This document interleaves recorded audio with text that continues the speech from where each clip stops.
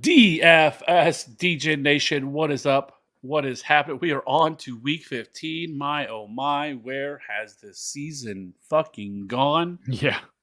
We are only a few more weeks left of the regular slates until we move on to one of my favorite time of the year, and that's the NFL playoff DFS slates. But we got three more good ones, and then I guess week 18 is always a crapshoot and up in the air on what you can ever expect from it. But this slate, I think this week looks a little bit better than what last week's slate did.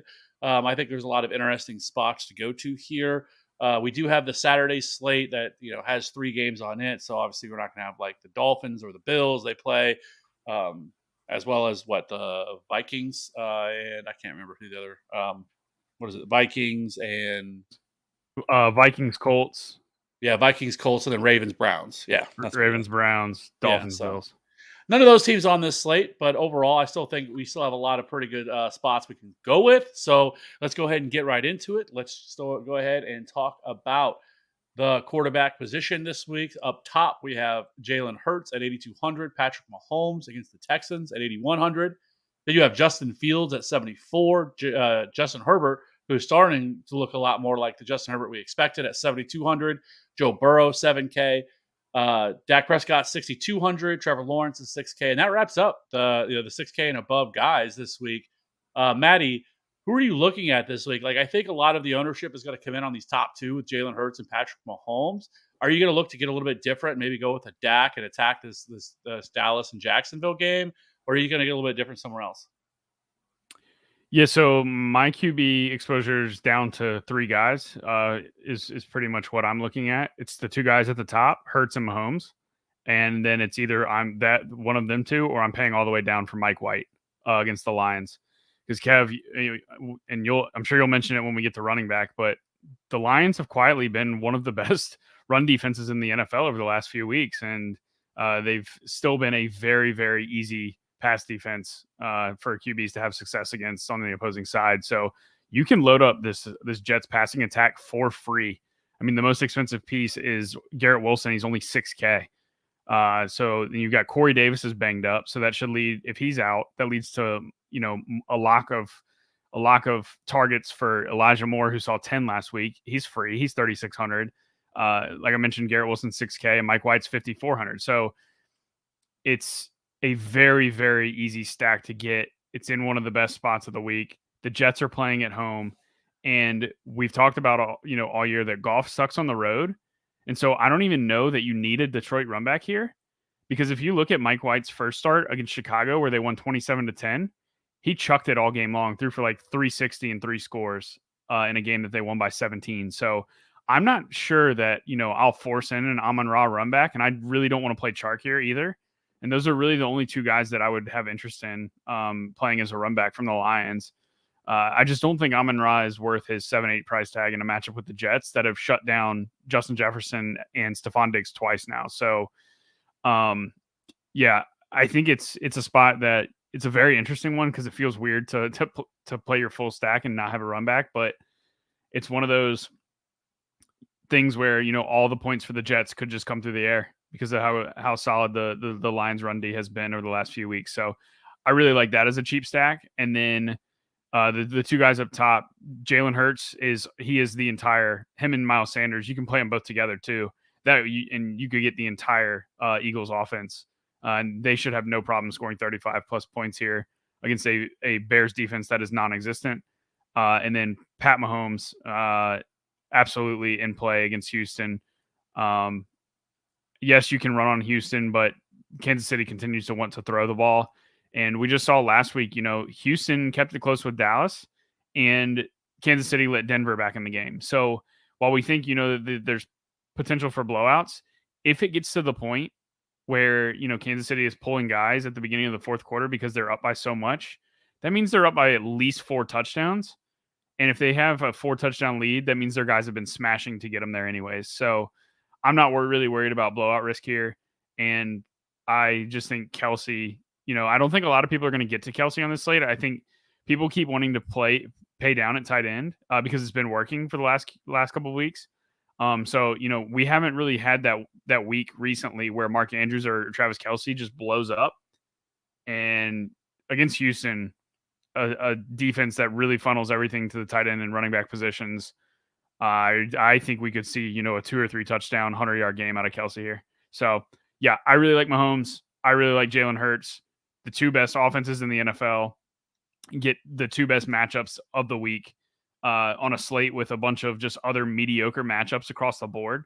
Like, yes, Herbert's fine. He's probably in the best pure volume matchup, but it's like, which of these Chargers pass catchers do you want to play outside of maybe Mike Williams? Because Keenan Allen never hits a ceiling for a tournament, and he's priced up to almost 7K. The Titans shut down running backs, and Austin Eckler is one of the highest priced running backs on the slate, and we know he steals a lot of targets from the wide receivers. Gerald Everett hasn't had a ceiling all year. And so it's like the Chargers just do weird things and they spread the ball around. So while yes, Herbert at 7-2 against Tennessee looks great, it's just, man, I'd rather just play Mike Williams by himself and just hope that he's the ceiling guy. Because I think all the other guys that if it's not Mike Williams, you're just going to eat into each other. So it's like not a full stack that I want to go full on, but I do like the game and do think that game's interesting. I just think that I can get all of the production from the Jets by playing their 3 guys. I can get all of the production from the Chiefs playing Mahomes and Kelsey. I can get and you can even throw in Pacheco in there too. And I can get all the production from the Eagles by playing Hurts and Sanders together. So I just think it's a slate where I've got 3 offenses that I think can score 30 points, and I know where I'm going to get the production from. And the rest of the slate is just, sure, these guys could score maybe 24 to 27. But even if they do, I don't know where the production is coming from. So I'm going to hang my hat on those 3 offenses this week, and that's going to be really where I focus. So I think just kind of looking at the Houston side of things, or at least their defense. Some things that I think are interesting is they've actually allowed the second fewest DK points to quarterbacks on the season. They've allowed the 6th most schedule adjusted fantasy points to running backs, but they've allowed the second fewest fantasy points to wide receivers and the 11th fewest fantasy points to tight ends. So like how you beat them is on the ground. Now on some level, do I care? It's Patrick Mahomes. It's one of the best offenses in the league. They have shown time and time again that they can crush whatever defense there is. But I think that is something to note here when you're looking at this Houston Texas defense. Now they are missing. It looks like they could be missing some of their pieces on their defense, especially in their secondary, like Stingley. Would be a big loss if he does not play in this game. Their offense is going to be likely without Nico Collins and Brandon Cooks again. So you're going to be looking at guys like Chris Moore and stuff like that. And so I did just want to mention that when it comes to Patrick Mahomes, but Patrick Mahomes has just been a baller this year. He has eclipsed 300 plus passing yards in 7 of his last 8 games. He has 2 or more touchdowns in 11 of 13 games this year. So you can pretty much count on him, coming through and get you in there. So he's actually been, even though he's one of the more expensive, he's been one of the most safer options as well, because he's going to get there. He's going to have a shot at that 300-yard bonus. He's going to have a shot at getting you multiple touchdown scores. So yes, he is expensive, but he does have that upside to come in through that. But I did just want to mention that with Houston and their defense. Now, some of that could also be just how bad their run defense is, and teams just aren't really forced to throw the ball against them. And playing from behind. Yeah, and so teams or other teams play from ahead. Yeah, so it forces teams not to have to do that. But I will say they did play pretty well last week against Dallas, and things like that happen. We saw the same thing with the Broncos, right? And so either way, I still think Patrick Mahomes is a great play. Obviously, Jalen Hurts is a great play. Chicago has been pretty much terrible across the board. They're 31st in pass DVOA, 32nd in rush DVOA. Allowed the 9th most DK points to quarterback, 4th most DK points to running backs, and the 12th most DK points to wide receivers. You can pretty much go wherever you want there, and I totally agree on the Miles Sanders call. The other game that I think is super interesting to me is the Dallas and Jacksonville game. We've seen Trevor Lawrence look really, really good in recent weeks as well. He's been like a top 6 quarterback on the season. And I think this is a spot. I know Dallas has a good defense, but I think this is still a spot where we could see this game get pretty high scoring. It is on the road in Jacksonville, and so Trevor Lawrence is 6K. You can easily pair him with guys like Evan Ingram, who had the game of his life last week, but not even just him, but Zay Jones, Christian Kirk are all guys that would definitely be in play there. I also think you could go with Dak, who is $6,200. I think that is too cheap for him as well. He is $6,200. And I think both of those guys, I want exposure to this game. I think this game sets up pretty nicely. The Cowboys have a nice implied point total on the week. They are 26th and 26 points or 26 implied points for them. Dak right now is looking to be about third or fourth in terms of ownership projection right now, but it's not anything crazy. It's probably right around 10%. And then, you have Trevor Lawrence. You have to go down to about actually Mac Jones is projecting higher than he is, which I can't play Mac Jones. I don't Mac Jones right now looking about fourth this week or fifth, excuse me. And Trevor Lawrence is ninth. So I do like Trevor Lawrence. I think is a little bit of a contrarian option if he's going to be that low owned. We've seen the ceiling that he does provide. He scored 36 last week. And then you go to week 12, he scored 28. Like he has some games here where, he could definitely come through and he's only 6K. So I do like Trevor Lawrence as a little bit of a different option here. And then the game that I think that is one of the more interesting games that I don't think is going to be played at all, and that is the Cincinnati and Tampa Bay game. You have two offenses here now. On one side, Tampa Bay's offenses look terrible all year, and they just haven't really been able to get it going. But Cincinnati's offense has looked so good, especially in recent weeks. Now they have Jamar Chase back. T. Higgins should be okay to play in this game. Tyler Boyd will have to wait and see on. Hayden Hurst looks like he can be back as well. So their offense is back to full. That game could have some sneaky shootout potential here, and I don't think anybody's going to want to play that game. Do you have any interest at all in that game, or are you just staying away from that? I like that game. I really like Jamar Chase. It sounds like Boyd's going to play, but Higgins isn't. And last week, Jamar Chase got 15 targets, which is absurd. And a lot of the he's going to see double coverage, but I'm not sure that it matters because think about the Raiders all year, right? The Raiders have two weapons. They've got Josh Jacobs and they've got Devontae Adams. Teams have double teamed Devontae Adams all week, every week, and he still scores 30 plus. And it's yes, the Bucs can try to take away Jamar Chase, but why couldn't the team do it? I don't remember who they played last week. Was it Cleveland? Yeah, it was Cleveland. So why couldn't Cleveland, once Higgins and Boyd go out of that game, why didn't Cleveland just triple team Chase? But it's the guy still gets there. He still smashes even when he's the only guy that's left. And I just think his volume, I think he's a lock to see double-digit targets. And him and Burrow are just have that connection and that, they can – Burrow will throw it. One of the touchdowns that he caught last week, Chase said he wasn't even expecting the ball. And if you watch the play, he literally, as soon as he turned his head around, the ball was in his stomach. So it's just one of those things, that Burrow trusts Chase and he's just going to throw him open essentially. And Chase is going to make plays on the ball even when he's covered. So yeah, I really like Jamar Chase from that game. I'm not sure who I like from the Tampa side, if anybody, but if Chase is smashing, you have to think that he's being pushed a little bit by somebody on the other side. Last week, Njoku was a good run back on the Cleveland side. Cleveland was able to, keep Cincinnati with their foot on the gas a little bit. I guess probably Godwin, but man, I don't know. Mike Evans is very interesting just because we know he has a 35-point ceiling. He just hasn't done it.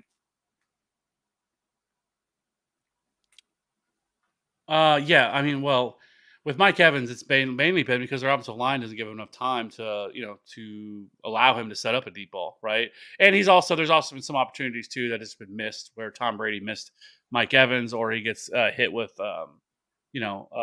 pass interference calls and stuff like that. So, yeah, I agree. It's just something about that game that just feels like it could be the game that we kind of overlook. And, and if this was last year, that would have been a smash. A Cincinnati Tampa Bay game would be a smash spot and then for this year, it's just not, mainly because Tampa Bay's offense hasn't been able to get it going.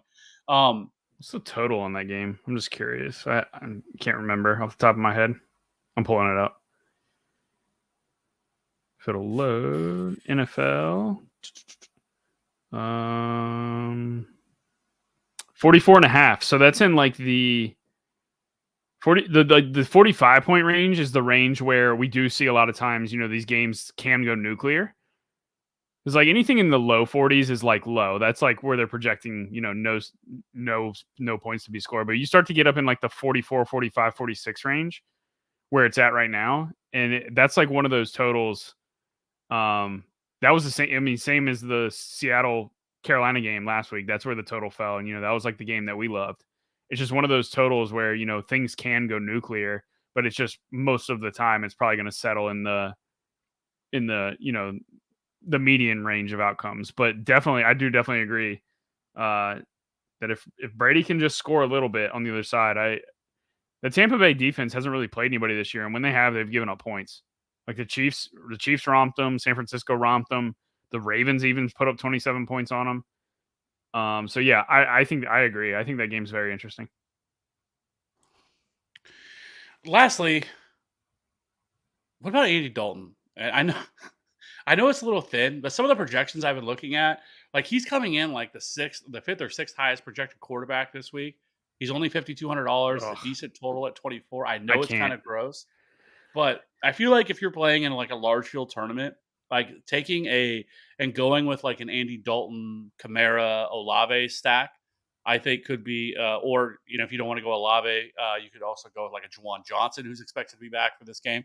But I know it's gross, but he's $5,200. It's a good matchup against Atlanta. They're at home. They have a pretty decent total at 24 implied point total this week. So I don't know. I think it's I think it could be nice leverage off of Mike White, who's going to be much more highly owned than what he is. And so I think he can get there. Like he's actually looked decent in certain spots this year. This isn't a defense we're really worried about. We've seen him put up 32, DK points against Arizona earlier in the year. So, he has a 22-point game against the Rams. Like, I don't hate it. But again, it would only be something I would do in like a large field tournament or something like that. I'm not doing it in a single or a 3-entry max or anything like that. But if you're playing in some of these big large field tournaments, I think getting some exposure to Andy Dalton, I don't think is crazy, because the guys that I like the most are obviously the two at the top. And then I do like Herbert. I do like getting exposure, whether it be Dak or Trevor Lawrence. And then if I'm going to pay down, I think I'm going to go down to Andy Dalton. Like I just don't, I don't hate it. You not like Mike White?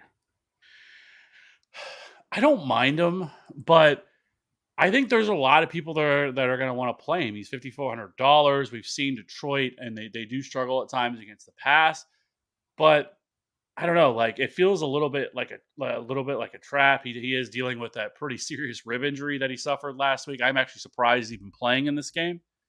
And so he's right now projected to be the fourth highest owned quarterback on the slate. And so it just sort of worries me with wanting to get somebody like him. Like I like the pass catchers, right? Like I really like Garrett Wilson over, I think I really like him. I think some other options you could get to, but like this game also just feels a little bit like it could be a little bit more lower scoring than I think what people think it could be. Because I mean, right now, Mike White actually, really to be fair, their projected implied point total right now is lower than what the Saints is. I mean, they're at 23, where you have the Saints at 24. I mean, it's not much. It's 1 point, but still, like, I think it looks a little bit better for the Saints side. And I think when in a really good matchup inside a dome, we don't have to worry about any sort of weather concerns or anything like that. And so. Yeah, I mean, if the Lions no show on offense, you could see the Jets just take their foot off the gas for sure. Yeah, which is possible because the Jets defense is really good and Goff sucks on the road. So, right, dude, it honestly might just be a slate where you just play one of the QBs from the two best offenses in the NFL that are facing two of the worst defenses in the NFL, one of Hurts or Mahomes, and just go that route. Or like you said, play one of these other games that you think could go nuclear, like Bucks Bengals, and if that game hits, you've got a cheap QB. If you play Brady, or Burrow's a little bit of savings off one of those top guys, and we pretty much know where the production is going to come from in that game. It's Godwin, Evans, and Jamar Chase. So I mean, it's very easy to stack up if that game goes off.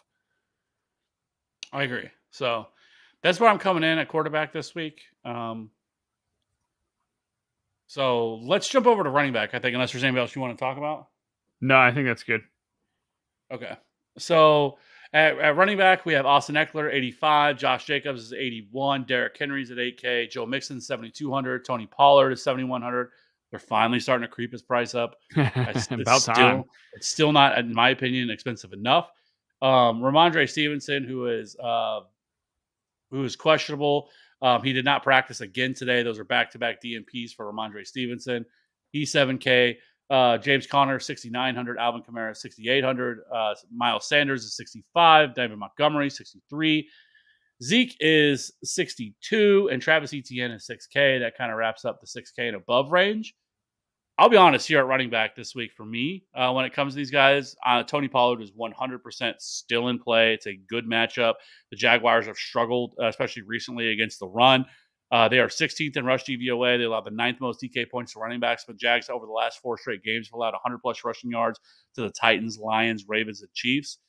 Tony Pollard has just been super efficient this year. He's not somebody that handles a large majority of the touches, only 50.7% of the opportunities in this backfield, which is 36th among all running backs. But he is, a top 7 scoring running back on the year. He is 9th in yards created per touch, 3rd in breakaway run rate, 1st in yards after contact per attempt, and 6th in yards per route run.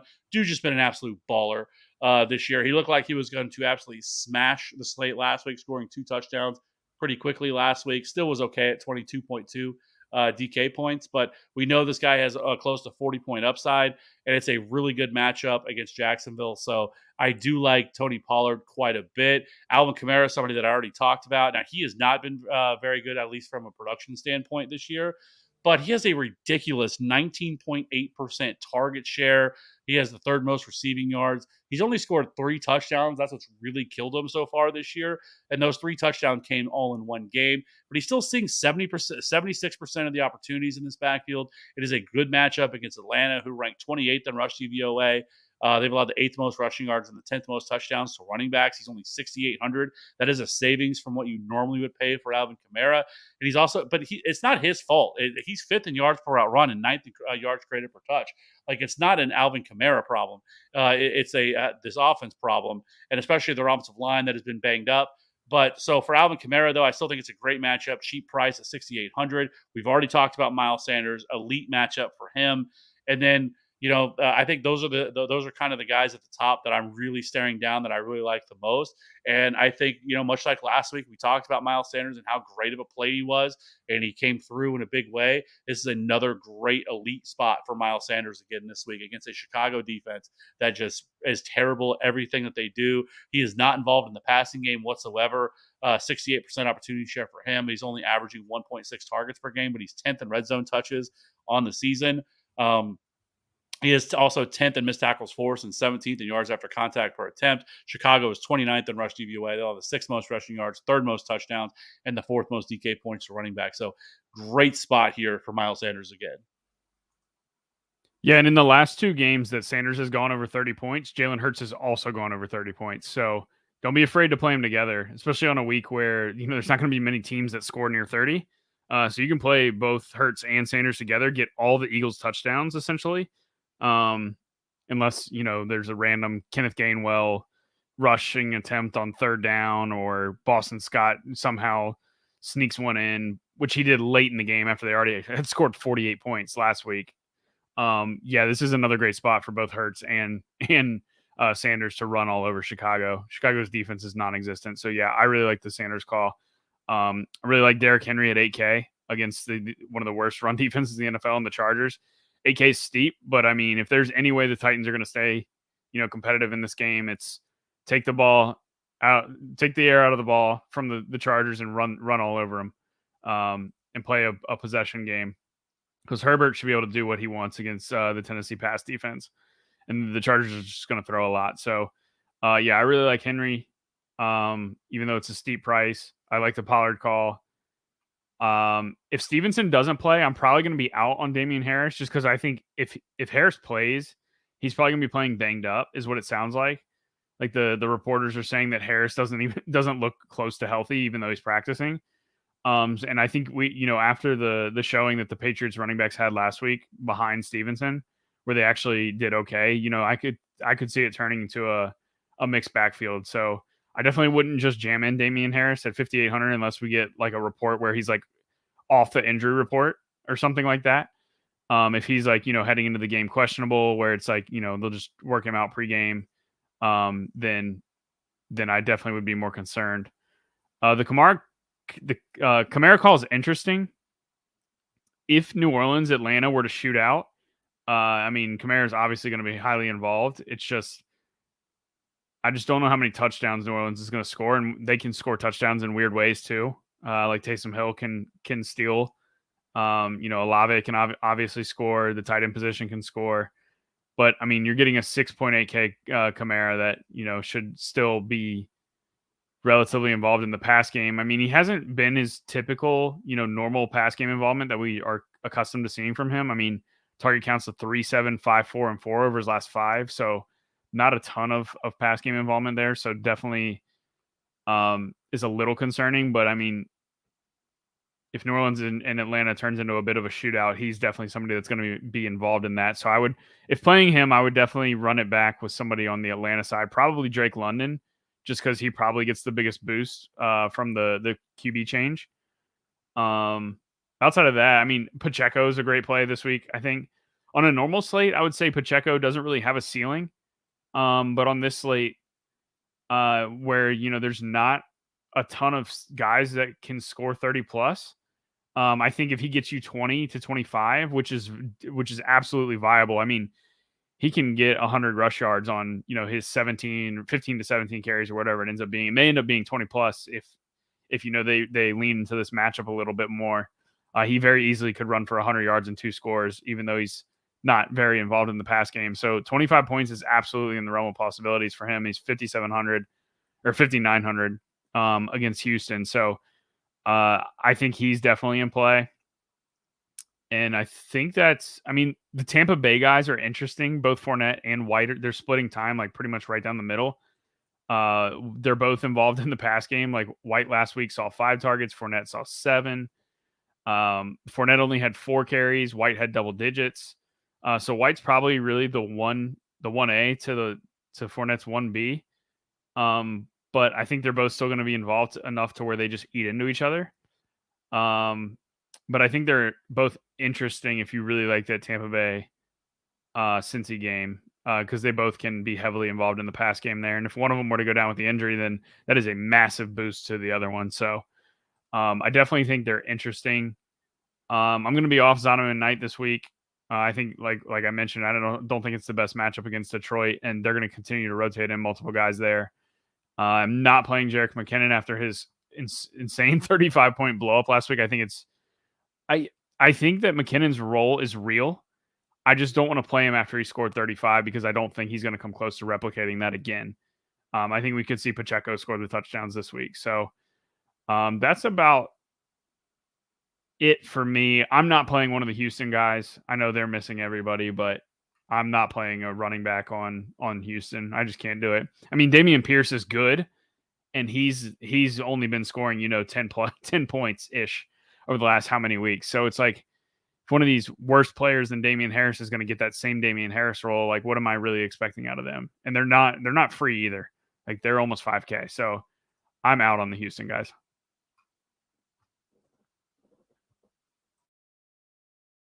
Yeah, as far as the cheaper of the running backs are concerned, I do think a few of these guys like Najee Harris, I think he is sort of an interesting play.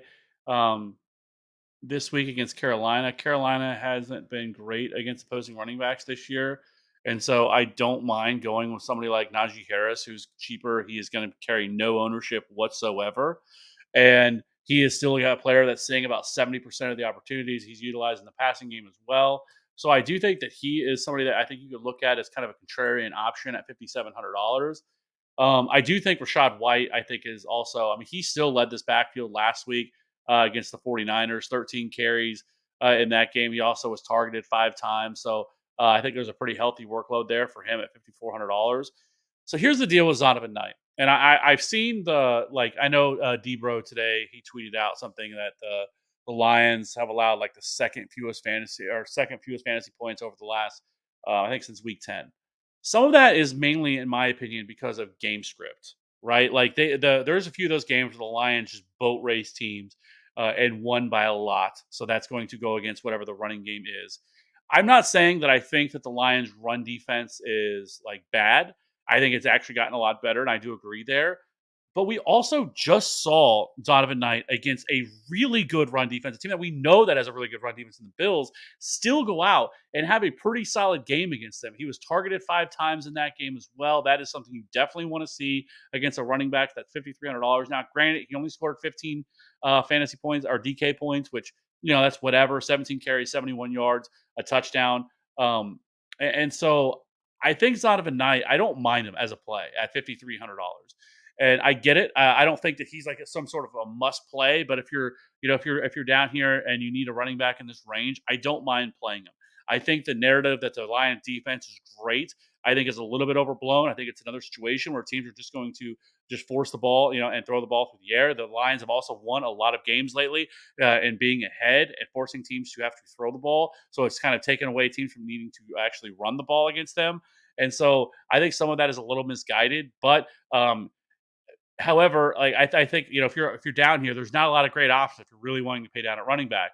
Jerick McKinnon could be in play, but it's really going to be mainly a game script type of thing because he's not getting any really carries. He had 6 carries last week, 8 the week before that, 0 the week before that. He's much more of a game script type player. I don't think he's going to see another 9 targets like he saw last week.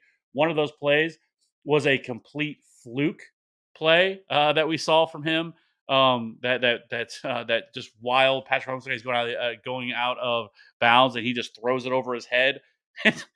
Little sidearm throw to McKinnon. He took it to the house, but he's probably the guy there a lot of people would look to go to there, or possibly Latavius Murray at 5,100, especially without Kyler Murray. It feels like a much more game script game that could be better for Denver at home. But Donovan Knight or Rachaad White would be the 2 guys that I would look to go to there if I was wanting to pay down at running back. I think those would be the 2 that I would really look to get to. If you were gonna play a Texans running back, I think it's Dario Gumbawale. He's been the RB2 for them. He's played at least 30% of the snaps over the last couple of weeks. Over the last 3 games, he's out-snapped and out-touched Rex Burkhead. He's also been somewhat involved in the passing game as well, 2, 3, and 2 targets. Nothing great. I don't think this is a player that has some large ceiling, but if they do trail and they do utilize him in the passing game, I think he's $4,700. If you're looking for something that's a little bit more off the board, I think maybe Dario Gumbawale could be a guy you could look at. And then if Damian Harris does not play and Ramondre Stevenson doesn't play, then the Patriots running backs become squarely in play. And that's where I think somebody like Pierre Strong, who is the stone minimum at 4K, could become a free square play. Yeah, I would play him if the 2 guys were to be out. He's the guy that I would want to play. I know he didn't carry the ball as much, only 5 attempts last week, only 2 targets, but he definitely looks like the much better running back between him and Kevin Harris. 70 yards for him, a score, 2 targets. That game was one of the most wild games I have ever seen for a with all the injuries we had. I mean, Kyler Murray went down, Ramondre Stevenson. Those 2 were by far the most chalkiest plays on that Monday night game. Super frustrating. I had 1 lineup cash. I don't know how it happened, but it was a min cash. But yeah, it was a rough Monday night. But I do think Pierre Strong then would become squarely in play. And like I said, he's only 4K. He's only not minimum. He's at the bare minimum price tag. So that's going to be a situation we're going to have to monitor because the Raiders are really bad, especially against the run. So I do think Pierre Strong would be the guy that I would look to play if both those guys were. I agree. So anyways, that's kind of where I come in at the running back. Like I said, the top guys are definitely going to be Tony Pollard, Alvin Kamara, and Miles Sanders for me.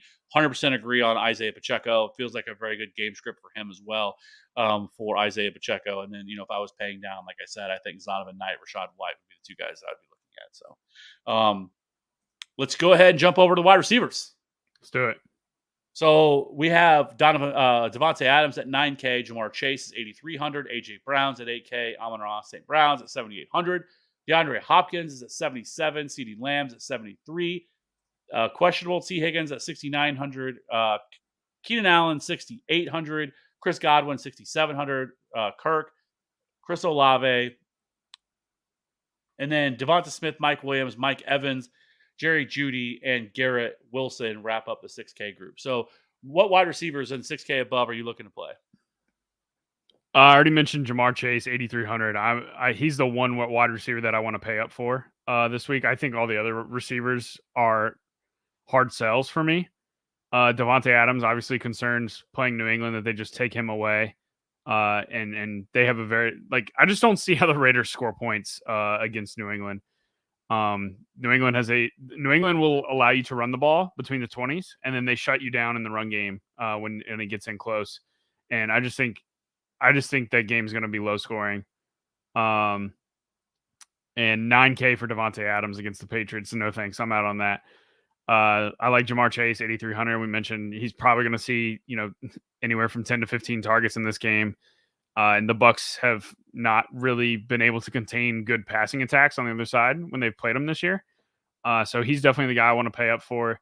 AJ Brown, I have concerns that they don't need to throw to him in Chicago. I think they just run all over the Bears on the ground. Amon-Ra gets a really, really, really tough matchup in New York against the Jets.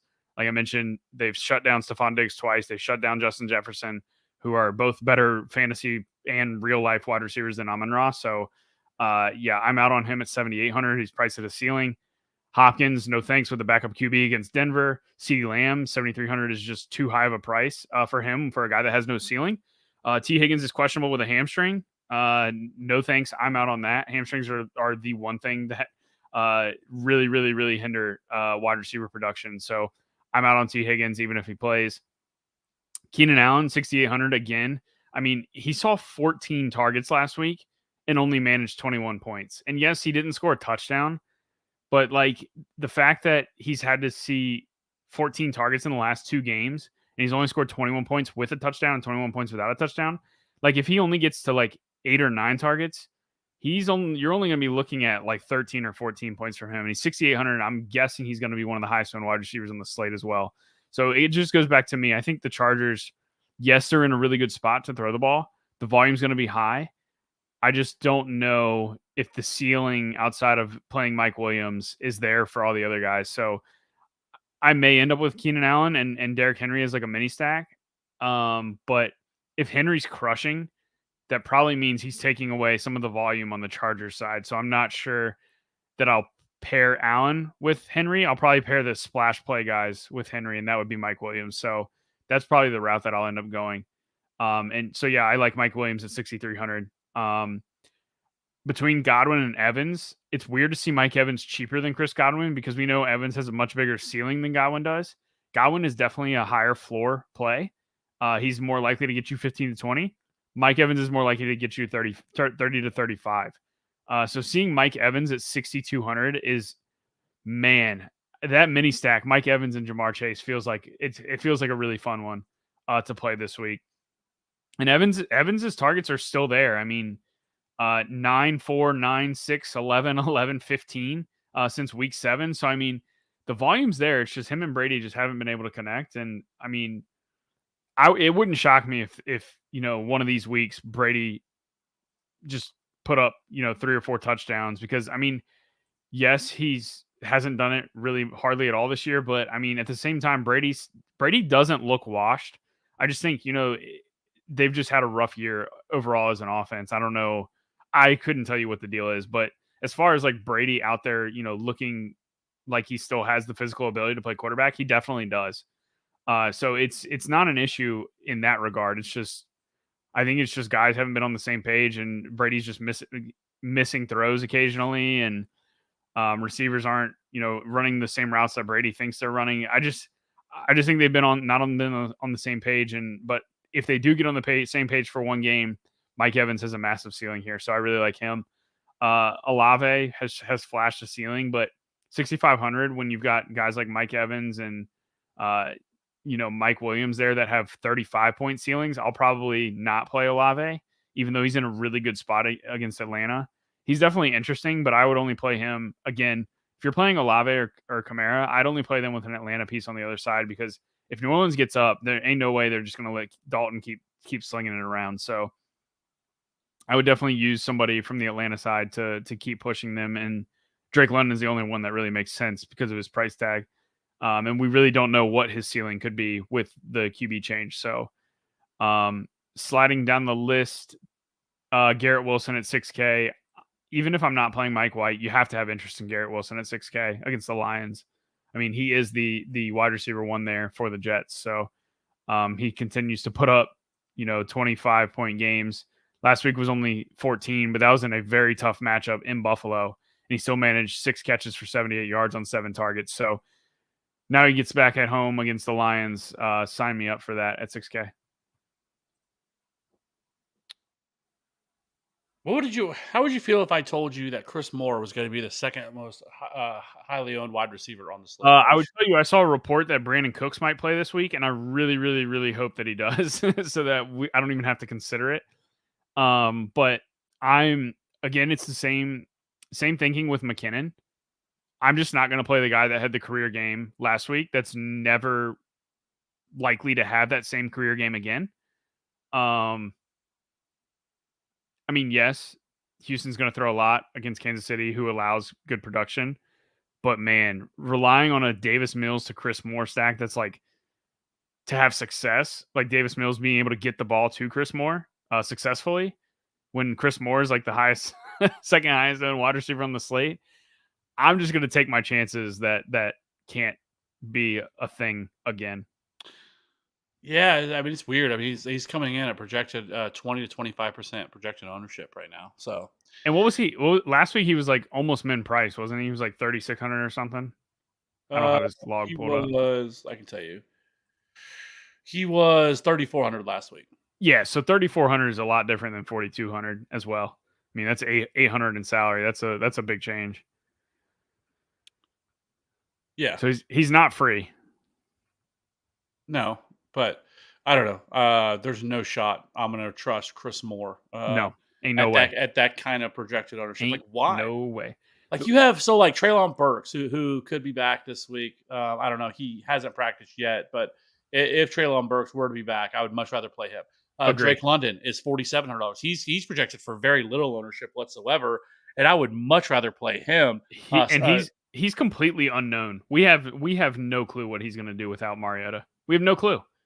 Right, but we have seen him this year have some big weeks. There's no Kyle Pitts. They're going to have to throw the ball to somebody. Yep. And so he's going to see a lot of targets. And that rookie quarterbacks tend to lock on to one player and absolutely pepper them with targets. And I think that's going to be Drake London. And so didn't you say, because I'm not a big guy that watches a ton of college tape and all that, but didn't you say Ritter's like one of the better deep ball throwers out of the that was one of his. That's one of the things that he is really good at is as the deep ball, 90+ percentile deep ball completion or deep ball passer coming out of Cincinnati. So yeah, I mean Drake London, I think is a smash play at $4,700. I love Drake London. I thought he was going to be more popular than he was because of price and matchup and everything else, and so I like Drake London at $4,700. I would much prefer to play him than Chris Moore. At least I know what to expect. I think Michael Gallup is a much better spot at $4,500. I think he's somebody that you could definitely look at. He was targeted again, 6 targets last week, only $4,500. Like, there's just these wide receivers that I would rather play right now than Chris fucking Moore. And so like I just don't really get the hype for him.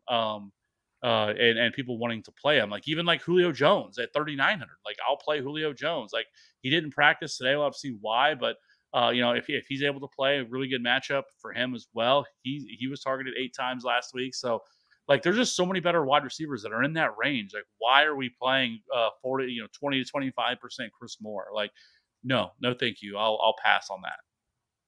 I agree 100%. Play a guy that's got a bigger ceiling than Chris Moore does. Yeah, like he hit his 1% outcome, game. His only other game this year, I guess, that he had a 4 for 43 and a touchdown against Philadelphia in week 9, and he scored 14.5. Like, yeah, I mean, hell, play Elijah Moore at 3,600 if Corey Davis is out. 100% agree. 10 targets last week. Yep. 100% agree on him as well. And that's part of the reason I really like the Jets stack if Corey Davis is out, just because we know where all the production's going, and they're Or so cheap. They're or so hell, cheap. if Julio Jones is out, if Julio Jones missed because he did not practice today. I mean, Russell Gage is $3,500. Like there's just better, cheaper wide receivers than him. Like why are we doing that? Like it doesn't. Yeah, no, Last week, I don't whatever. think If that's one. he fit in a stack, but they were missing all these wide receivers, he was $3,400. Cool. Like not that 4,200 is like breaks the bank, but you're getting him up there now in range of other wide receivers that like just Have a make more legit sense. ceiling. Yeah. Yeah, I I mean, agree. you even have, I mean, McCole Hardman, he's also $4,200. He is slated to return, designated to return this week as well. So it's possible he could return for this game. He's $4,200. Like, yeah, no thanks. I'm not doing it. Not doing it. So, for me, I guess I didn't really talk about the top guys. For me, like I definitely like trying to get access to one of these Philadelphia wide receivers. I do think it's going to be interesting if Dallas Goedert returns, because the great thing about the wide receivers was, or at least with the Philly stack, was you could easily stack AJ Brown and DeAndre or the Slim Reaper Devonta Smith together. But that was mainly because it was such a consolidated target share. They weren't throwing to the tight end. Like even like that first kind of week, people thought that like Jack Stoll was going to be a thing or something like that. But with Dallas Goedert out, it's just been those two guys that pretty much that have gotten all the targets. I think once you add Dallas Goedert back in the mix, I think that changes things a little bit. So now I'd rather just play one of them. Both of these guys have an incredibly high ceiling. I actually think Devonta Smith has the better matchup here. I don't think Jalen Johnson, who's been really the only good Chicago cover corner that they have, is going to shadow, because I mean you're talking about two really good wide receivers here. So whoever plays on that side the most, I think, is the wide receiver on the other side is the one that I want. And you have Devontae Smith, who's a lot cheaper. He's only $6,400. So I do like getting access. I do like going there. I like him quite a bit. You're completely right on your analysis of Tampa Bay wide receivers. Chris Godwin has I don't think he has quite the ceiling. He only has one game this year of 32 points. He did that off 13 targets, 12 catches, 110 yards, and a score. He has been somebody that has seen a ton of targets. He's been peppered with targets where Mike Evans, they just haven't been able to link up. He has been very kind of frustrated. He's still seeing targets. It's just we haven't seen the smash game. Oh, you have to go all the way back to week 4 against Kansas City, where he did 8 catches, 105 yards, and 2 scores in that game, 33. That's really he only has one other game the rest of the year. That was week 8, where he scored over 20 fantasy points. So, but I do agree, Mike Evans, if they can link up on one or two of these deep balls, then Mike Evans could be a smash play at $6,200.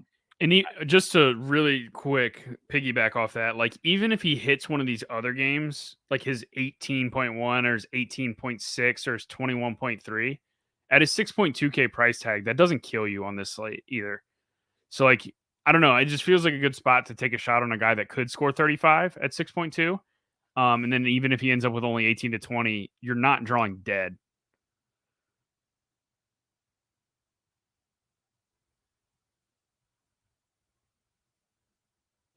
No, I agree. So I definitely think that, and honestly, Mike Evans is not going to carry any ownership whatsoever. Even really, honestly, looking at the ownership projections, Chris Godwin isn't that high either. I mean, he's projected to be in the 5 to 10% range of ownership this week. So like neither one of them are actually projected very high whatsoever. And Devonta Smith is not projected high at all. He's only at the 5 to 10% range as well. The other one, Garrett Wilson, he's going to be very popular for a lot of people. He's probably going to be in the 15-20% range for people, but it's such a great matchup against the Lions. Mm-hmm. Garrett Wilson has really balled, especially since they've switched over to Mike White. We saw the 26.4 against Chicago, 27.2 against Minnesota, and then last week at a much tougher matchup, he just couldn't score. He still went 6 for 78 in that game on 7 targets for 13.8. So he is just in such a great spot against Detroit. Detroit has really struggled to stop the pass all year. So Garrett Wilson is going to be really hard to get away from. If I'm paying up for a wide receiver, I think it's going to be Jamar Chase. This Patriots Raiders game, I think, has some like appeal, but like it just doesn't feel great either, because you're talking about Bill Belichick against Josh McDaniel. It feels like if anybody knows, that offense is going to be Bill Belichick and be able to have some schemes to kind of probably take away Devontae Adams. But I don't know what's going to happen with Hunter Renfrow. He was designated to return, as was Darren Waller. So they could have all those guys back for this game as well. But if I was going to pay up for one of these high-priced wide receivers, I do agree. I think it's Jamar Chase at $8,300. That is $700 cheaper than Devontae Adams. I like that call. CeeDee Lamb, $7,300. He just sees an incredible amount of targets every single week, makes him a pretty safe play, and has a decent ceiling if this game goes off. And then I like Mike Williams over Keenan Allen. I agree. It's kind of the same situation, right? It's kind of the Chris Godwin to the Mike Evans.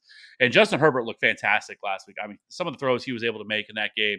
Mike Williams had a really solid bounce back performance last week, 6 for 116 and 1. And he is cheaper than Keenan Allen at $6,300. So, and then lastly, what are your thoughts on Jerry Jeudy, who's $6,100? Doesn't look like Courtland Sutton's going to play. And Russell Wilson got back to a limited practice today. He didn't practice at all yesterday, but he did get into limited today. I'm shocked. Like, I didn't think there was any shot that Russell Wilson was going to play this week, especially where they stand. But Russell Wilson is a wild man, as we know, Mr. Doing high knees on the plane over to London, to try to play.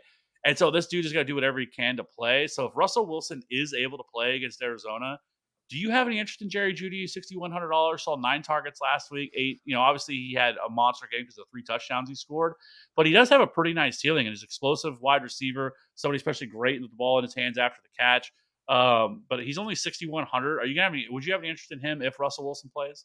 So this is a great segue into tight end, because I really like Greg Dulcich this week, and he would be the one Denver guy that I play. Because the stat that's going around the industry, like on Twitter and all that, is Travis Kelce leads the tight end position with points per game at like 19. And in second is all the tight ends that have played Arizona at like 18.1 points per game. So it's like you just plug and play these tight ends against Arizona. And Arizona's actually been very good at defending the wide receiver position. I think they've only allowed one 100-yard receiver all year, and that was Olave, who barely eclipsed the 100-yard mark.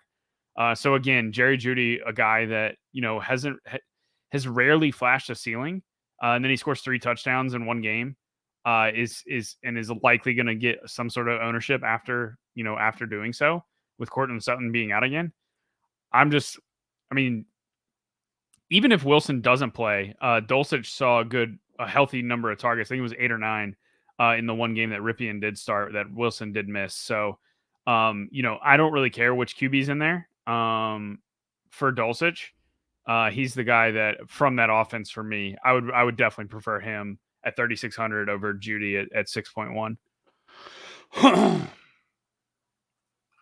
Yeah. Excuse me.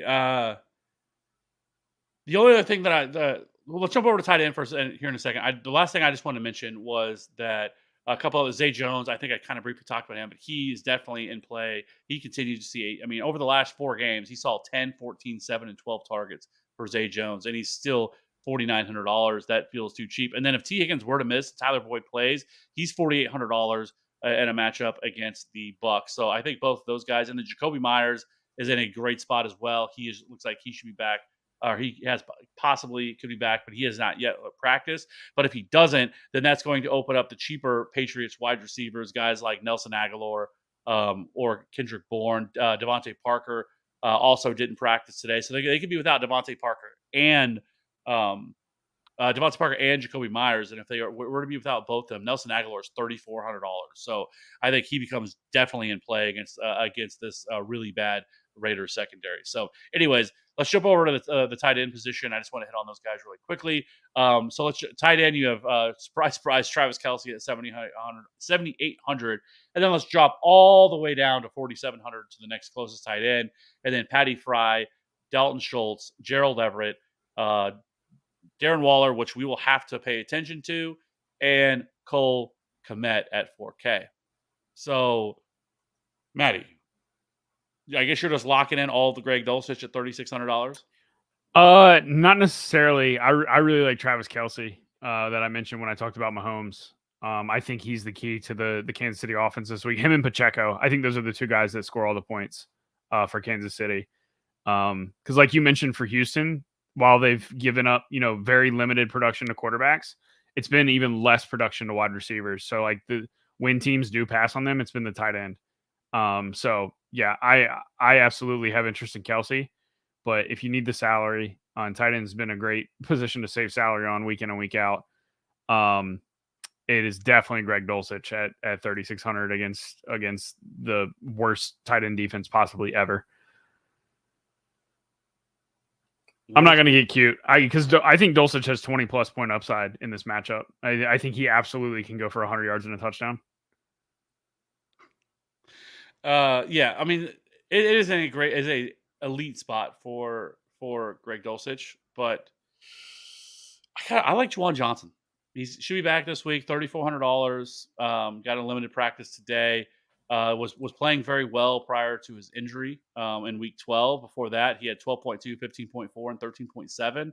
Somebody that Andy Dalton looks to a lot. Decent matchup against the Falcons. He's $3,400. I think he could be nice leverage off of that. And I still think Dalton Schultz is still a really good play as well. He saw 10 targets last week. He can easily get there at $4,400. Those are the two tight ends that I'm looking at outside of the chalky Greg Dulcich. I'm sure Evan Ingram is also going to carry a decent amount of ownership just because we like to chase last week's results. Yep. And so yeah, he's the fifth highest tight end on the slate. Okonkwo is the third highest. I don't know if I can do that. The Chargers have been, for the most part, pretty good against opposing tight ends.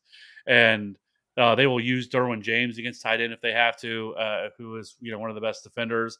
And so I don't know if I'm gonna get there. He's still only $3,100. He's probably too cheap. But Debro saying Njoku, I mean, that'd be great. And Debro, if he was actually on the main slate, but since he plays on Saturday, we can't play him. So, anyways, but yeah, I think that's. Do you have any interest in Dallas Goedert, who's $4,700, if he's able to play? No, just because I don't think this is a week that they really throw a lot. I think you're going to see Hurts absolutely could run for 100 yards. This has the Green Bay game written all over it, right? Where both Hurts and Miles Sanders just absolutely obliterated the opposing run defense. Sanders ran 21 times for 143 yards and 2 touchdowns, and Jalen Hurts ran 17 times for 157 yards. So, and he only ended up throwing 28 pass attempts for 153 yards. I think this game sets up very, very similar to that Green Bay game. So I'm going to be out on the AJ Brown, Devontae Smith, Dallas Goedert this week, and we've seen. The Eagles have been very smart with how they attack opposing defenses. They've been attacking based on what the weakness is. So like when they play Washington and Tennessee, the 2 games versus Washington and the 1 versus Tennessee, they've just chucked the ball the whole game because both defenses have elite run defenses. So they played into the scheme there and didn't just run the ball. But then when we've seen them play these horrible, horrible run defenses like Green Bay and now Chicago, it's just they've just run the ball over and over again. So I think they lean on Miles Sanders. I think they lean on Jalen Hurts' legs and pass occasionally. And so that has me off Philly pass offense. So yes, Debro, a Hurts and Sanders stack. You might have missed the running back quarterback talk, but in the last 2 games that Sanders has scored 30 plus points, Hurts has also scored 30 plus points. So those 2 guys are not exclusive of each other. I think lastly, the other player that we should probably talk about is Tyler Conklin. He's $3,100.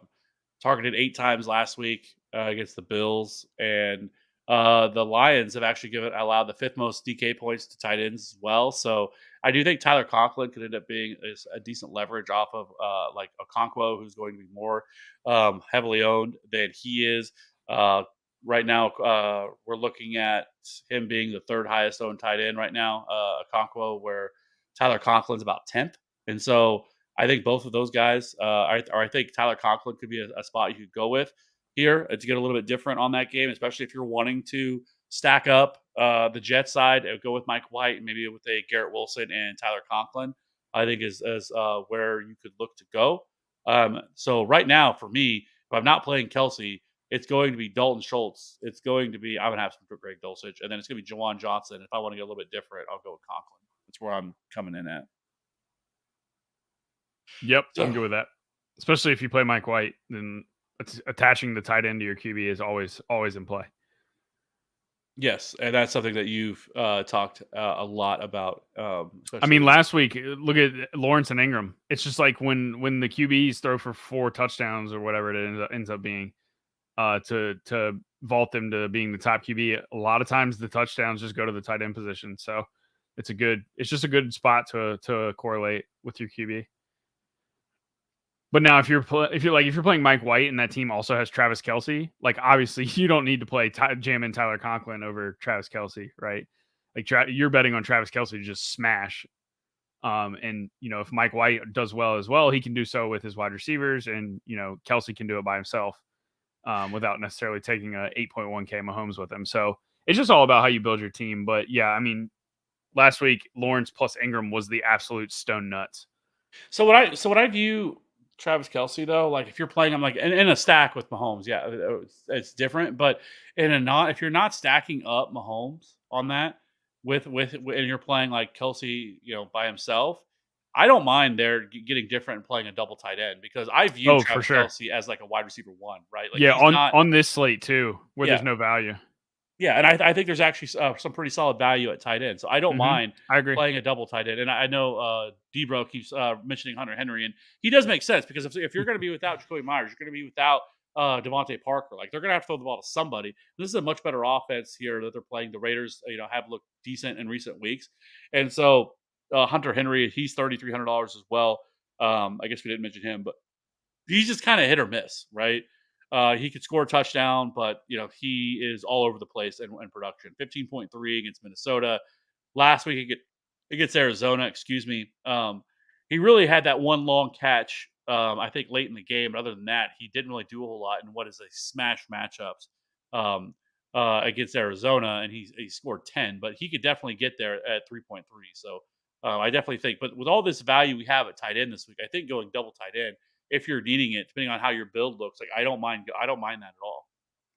I agree on this slate specifically too, because like we talked about, there's not a lot of guys that can really score 30 plus points on this slate. There's only a handful, and there's not a lot of value. So living in the mid range and then maybe using like one of the tight ends as value piece and paying up for your, like if you go Dulcich and Kelce.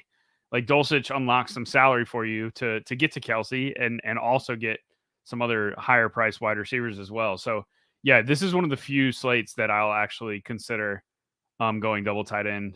I agree. Okay, and let's jump over to defense here. I think we've hit enough on all the tight ends. Let's go to defense here. Who's the Denver Broncos? Denver Broncos. $2,700 makes sense. At home against Colt McCoy. I do think the Patriots. I think again, as kind of talked about that a little bit here, what their defense can bring. Their offensive line is not very good, so you could definitely see a lot of pressure on Derek Carr. So he's $2,800. Like I think I like that. The Chargers at $2,900. I don't think I like that as well. Tennessee. The Chargers defense looked much better last week. I mean, they did an excellent job against the Dolphins this past week and really kind of shutting them down. I mean, really, you just had Tyreek Hill, and that was about it. And so I do think, especially if you force them to throw, I think $2,900 Chargers, I think does make some sense. Is he saying $3,200? Yeah, he's saying Miami. That is Debro. They're not on the slate there, buddy. They're on Saturday slate, buddy. Okay, wrong slate. I do think the Jets at 3,200 at home against Detroit. Nobody's going to click them, but golf has been awful on the road this year. So if you have the salary, I definitely prefer Denver. But if you have the salary to get to the Jets are also they would be my second choice. Interesting. See, I would rather, if I was going to pay up to that, I would rather just play the Steelers, who are 3,100 against Carolina.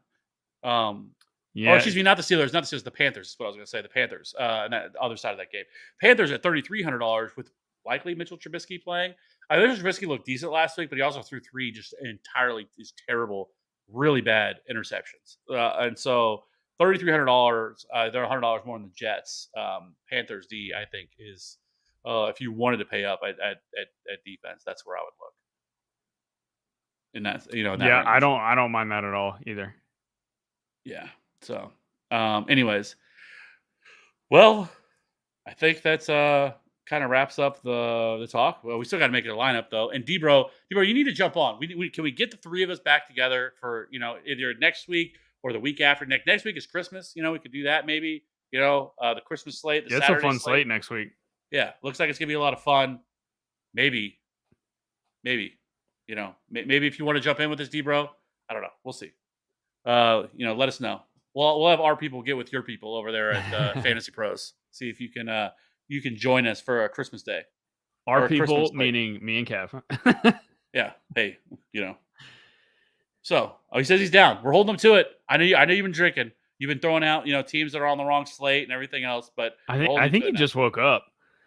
Oh, he took a nap. I'm down. Like he's doubling down on it. Okay. No, he's down. Okay. He doesn't have people. Well, that's good. All right. Where are we going this week? Let's build this lineup and let's get out of here. I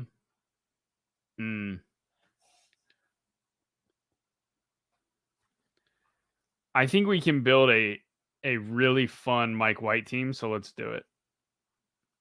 Oh, we're doing a Mike White team? Okay, fine. Let's actually go, since this is like our big Millie team, let's actually stack up Cincy and Tampa Bay. So let's go Joe Burrow. Okay, I like that a lot more. That makes me feel a lot better. Okay, so we're going to go Jamar Chase. And let's go Mike Evans.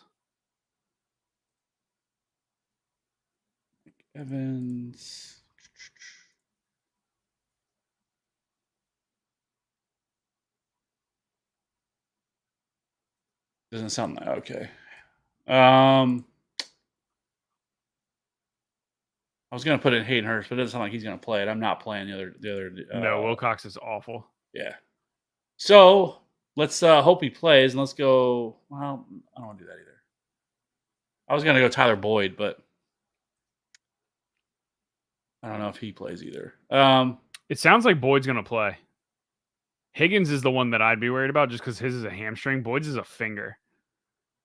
I mean, it seems important when you're trying to catch football. But. Yeah, but I mean, if Boyd does play, it's like they're without a tight end, and they're gonna need. I don't know. I feel like they're just gonna need Boyd's volume. Well, it's not a bad play, but also Chase at 7,800. If you're playing him and he hits the ceiling, doesn't necessarily mean that anybody else goes with him as well. Yeah. All right, let's go. I'm going to lock in Isaiah Pacheco, 5,900. All right, let's go Miles Sanders as well. Like that. 6,500.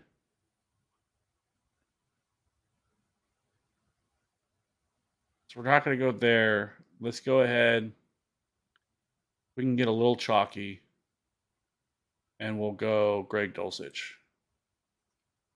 All right, go ahead and plug Broncos D in so we know how much we're playing with here. $4,900 remaining.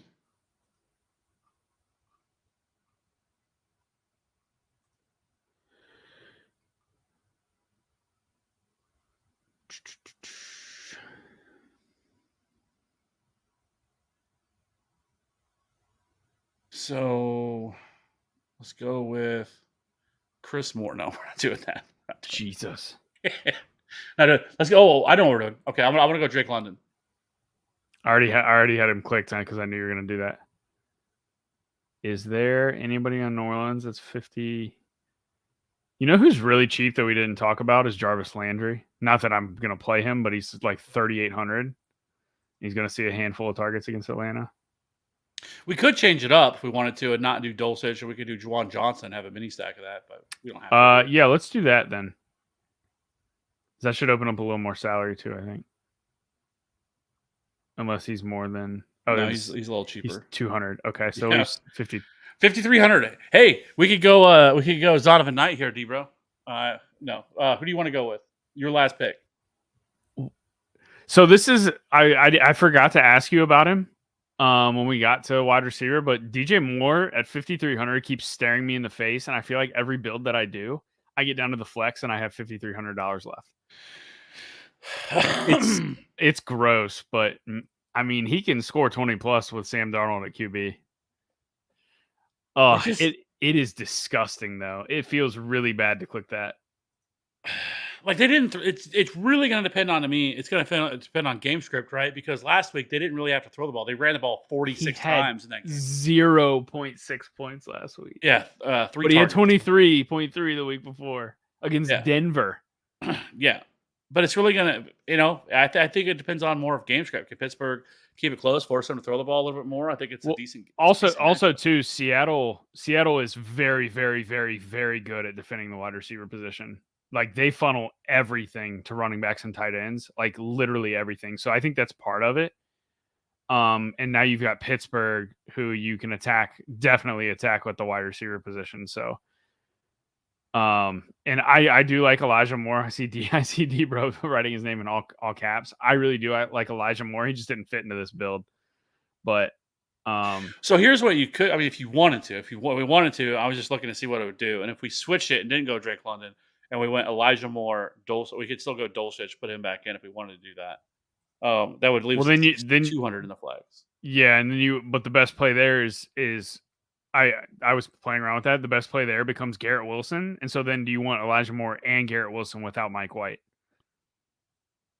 That's true. That is fair. So then it becomes a thing where you build around, and now you're putting White in instead of Burrow, and I mean, it can be done, and that's what. And so all of that goes back to I don't necessarily think Mike White scores 35, but if he gets 24 to 27, Elijah Moore and Garrett Wilson are definitely going with him. So are you saying you'd rather do a mini stack with Chase and Evans and? No, I'm not saying we necessarily have to do that. I'm just saying for a build in general, I just think the Jets are so easy to stack because of how cheap they are. And so I feel like each time I log in to build a roster, it's like by default, I keep ending up on the Jets guys because it's like if I plug in one of these high price QBs and then I'm building my team, I'm like, oh man, if I take away Hurts and I, save 2,700 and get to Mike White, I can do so much with that 2,700. And so it's just, and then when you do that, you're also plugging in Elijah Moore, who's 3,600. And so now all of a sudden you have all this salary to play with. So it's just he just opens up the Jets stack in general, just opens up a lot. You can pretty much do whatever you want. But if we're not playing Garrett Wilson, like if we go with that build, we have 6,200 left. So what if you could do, if you wanted, if we kept it the same with London and Juwan Johnson in there, kept it the same stack, you could go Brandon Cooks if he's able to play at 4,900, where it would be a little mini stack with the Chiefs and Texans. I'm okay with that. I mean, because the options you have are DJ Moore, Zonovan Knight, Jerick McKinnon, or you just run Tyler Boyd as a second Bengal, 4,800, and then you could up the Broncos to somebody else at defense. That's honestly probably the responsible thing to do. Since we have Burrow QB, is just play Tyler Boyd and then move up the defense to somebody else.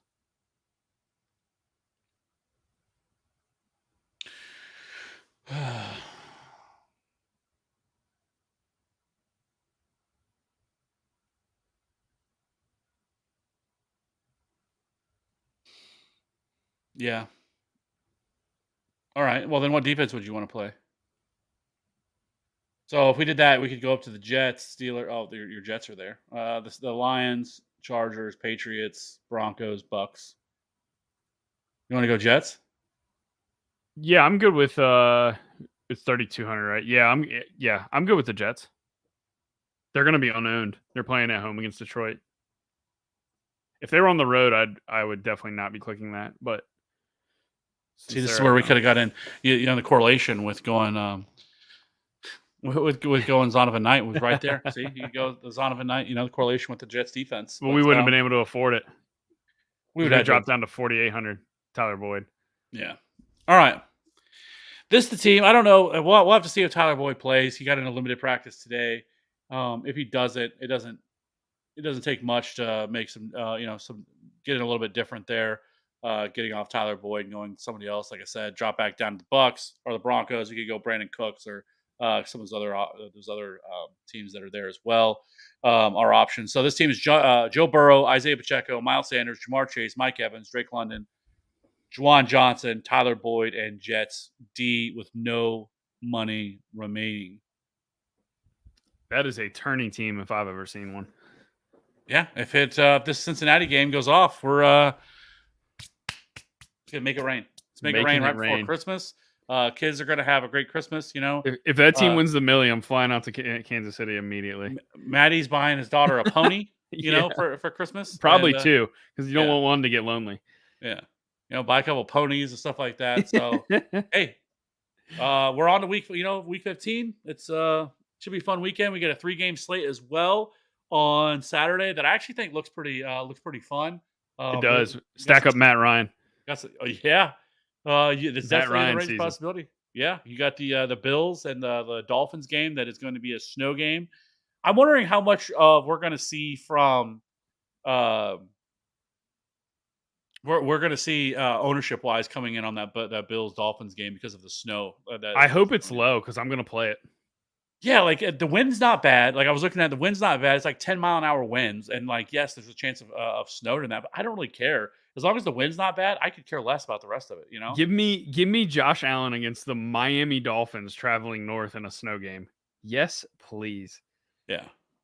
And then Michael Pittman is definitely 100% in play there. Oh, I'm playing Matt Ryan. 100% I'm playing Matt Ryan. And Alec Pierce and Michael Pittman. Yeah. Against that really bad secondary of the Minnesota Vikings. Sucks. I mean, I think they've allowed 300-yard passer, and I think in 4 or 5 straight games. So, yeah. I think that slate looks like a lot of fun. And then, we get is there any update on Jeff Wilson? Is he playing? Not that I play Mostert, but I'm just curious. Let me see. I think my placeholder has both Gus Edwards and J.K. Dobbins at running back on the same team. Cleveland is so bad against the run, and Baltimore's just going to run all over them. Debro says he's questionable. He was limited today. Yeah. So I think the Saturday slate's going to be a lot of fun too. So I'm definitely going to have some fun with that. And then next week, Christmas, we get the big Saturday slate, and that's going to be the main slate next week, Saturday. And then on Sunday, you get we're going to get Baker Mayfield against Jesus, probably Russell Wilson. And so that's going to be fantastic in that middle slate of game on the Sunday, because there's 3 more games on that Sunday. I love it. The NFL is doing these Saturdays, or these Saturday, or now this next week Sunday slate, these short slates. It's a lot better. I much prefer it, because 2-game slates are fine, but 3 games I think is a good place to go, because then it spreads things out a little bit more. It's kind of like the Thanksgiving slate. So we really get 2 weekends in a row of like a mini Thanksgiving slate, right? Yep. Very fun. So, and then we get the week 18, which is just disgusting. So. Because you never know who's going to play, how long are people going to play, and all that stuff. And then we are on NFL playoffs, where I feel like we crush every year. So, yep. Anyways, let's get out of here. Hope everybody has a good rest of the week. We will be back again next Thursday. Debro is going to be on with us as well. We're holding him to it. It'll be a 3-man tricycle, if you will. Wobbly H, however you want to talk about it. I just said. So it's going to be good times. We will be back again right before Christmas. Hope everybody has a good rest of the week. Let's get through this. I know this is the time of the year everyone's just relaxing, because the year's almost over with. But let's win some money right before Christmas. Put some money in our pockets. I'll see you guys again next week. Have a good weekend. Bye.